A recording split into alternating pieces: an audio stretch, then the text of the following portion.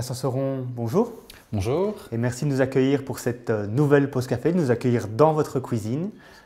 Avec plaisir, merci à vous. Alors on vient prendre un café avec vous aujourd'hui parce que vous êtes chargé de cours adjoint au département de criminologie à l'Université de Liège, mais vous travaillez aussi dans une unité de recherche.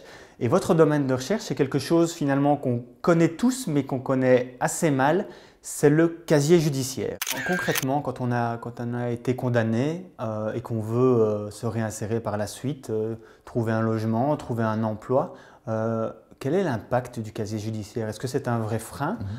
Alors c'est un frein qui est réel et qui est concret, ça c'est certain. Quand on regarde les différentes recherches qu'on a pu mener sur la question, justement par rapport à l'accès à l'emploi dans un premier temps, on voit clairement qu'à compétence égale, une personne qui a un casier judiciaire ne fera pas le poids.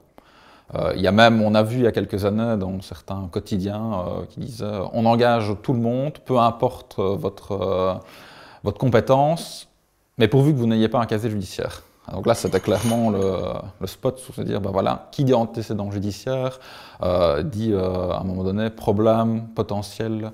En termes d'accès au logement, ben, pour les particuliers, normalement, ils ne peuvent pas avoir la possibilité de solliciter un extrait pour un logement parce que il n'y a aucun lien entre le fait de demander un logement et le fait qu'une personne a été condamnée.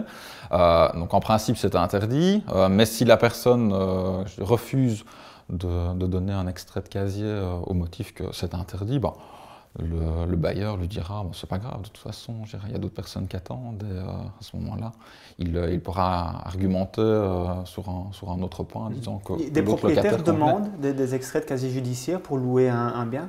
Oui, c'est assez fréquent. Donc, on a l'aspect financier évidemment qui est là en premier lieu. Et puis on a l'aspect aussi maintenant, et de plus en plus, pénal pour se dire bah voilà, on a une garantie complémentaire. On ne sait jamais, il vaut mieux prendre là devant. Mais légalement, c'est en principe interdit.